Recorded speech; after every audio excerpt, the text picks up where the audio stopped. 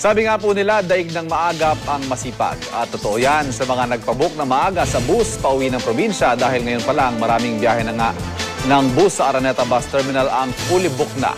At gayon din ang biyahe ng tren mula naman sa Maynila papuntang Bicol at pabalik na hanggang April 10. Yan ay sa kabila ng pagdaragdag ng biyahe ng Philippine National Railways. Marami po kasi sa mga pasahero ang mas gustong sumakay ng tren dahil hindi hamak daw na mas mura ito kaysa sa pamasahe sa bus. Kapansin-pansin din na mahigpit ang seguridad sa mga istasyon ng tren at gwardyado ang mga ito. Natuwang ang mga K9 units. At kaugnay pa rin ang seguridad, hindi lang ng mga pier, kundi pati na rin lahat ng transportasyon na dadagsain gaya ng mga paliparan, bus terminal. Makakapanayan po natin live dito sa On Call si Police Senior Superintendent Junardo Carlos, Chief ng Regional Police Community Relations Division. Magandang hapon, sir. Yes, isa-isahin ho natin yung points of convergence ho ngayon, mga terminals, pier, bus terminal. Unahin po natin yung sa land transport muna. Kumusta po ang ating arrangements ngayon? yes, nagsimula pa kami nung nakaraang linggo. Ang aming security coverage sa mga ganitong mga lugar ay pinagigting na natin as of early last week. Dahil ang nakikita nga namin, mas maraming luluwas ng Maynila, palabas ng Maynila, bago pa pumasok yung ating Holy Week. So, sinimulan namin yan, pagtatalaga ng mga police assistance desk at namimigay po rin kami ng mga crime prevention tips para habang naghihintay sila, nare-remind yung ating mananakay na kailangan pag-ingatan nila yung kanilang mga kagamitan. Pag sinabi yung pinaigting, ano ibig sabihin niya na increased alert level o paano ba? Nagdagdag tayo ng tao?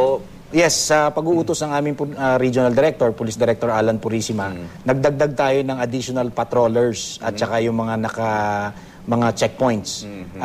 Sa loob ng Semana Santa, may mahigit na 5,500 tayong pulis na ipapakalat. Okay. Nagsimula na po yan.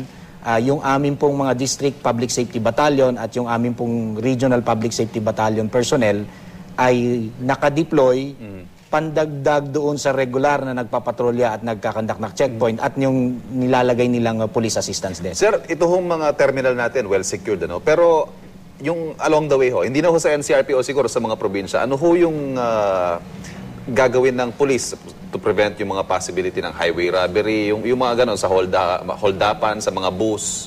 Yes, base sa pag-uutos ni Chief PNP, Director Nicanor Bartolome, meron tayong LOI summer vacation at lakbay alalay. So lahat ho ng region, lahat ng police units, maglalatag sila ng seguridad para sa lahat ng babiyahe. Lalo ho yung mga tourist areas. Yes, yung mga kasama po yan, yung ating tourist police nasa mga parke at naka-alerto rin po yan. So yung comprehensive deployment ng ating police ay hindi lang po yung paglalakbay, ngunit sa amin din po ay yung amin namang pagpapatrolya kasama yung mga force multiplier sa mga residences na may iwan. Alam mo natin yung exodus ng ating mga mamamayan. Actually, tatanong ko rin yan. Yes. Baka yung bantay natin sa mga terminal, sa mga probinsya, baka yung Metro Manila na iiwanan din ng mga nakatira dito, baka mapabayaan. Kasama sa plano, yan po ay papatrolyahan ng ating mga mobile patrols at saka yung motorized cops. Yung ating pong beat patrollers may kanya-kanyang area. So nakikita natin na mas marami ang nandyan pupunta sa mga terminal. So naglagay tayo ng assistance desk. So yun po, yung sa mga malls naman, ang pagkakaalam ko nagpulong kaninang umaga yung mga security managers. Sa amin po sa NCRPO ay tinitingnan namin yung magandang arrangement. Kung halimbawa po yung loob ng commercial establishment ay yung kanilang security force o security guard ang mamamahala, sa paligid po nito kami po ang nagpapatrolya.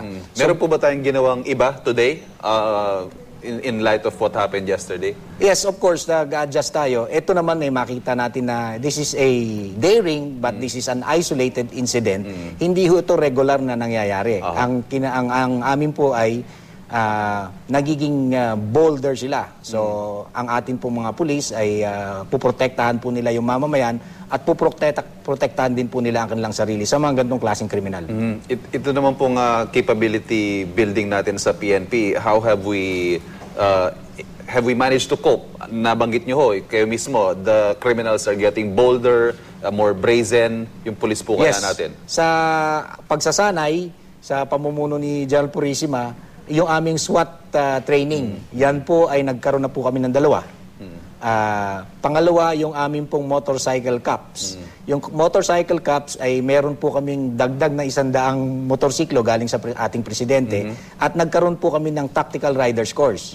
So, additional skills yan sa mga pulis natin para habulin, labanan itong mga riding in tandem criminals. At yan po ang mga magbabantay ngayon sa ating mga airport, sa ating mga pier, sa ating mga terminal. Yes, dito sa Metro landside, Manila. ang NCRPO po ang mamamahala ng kanilang seguridad. Yung air and seaside, yung ating pong mga kasama sa Aviation Security Group at sa Maritime Group.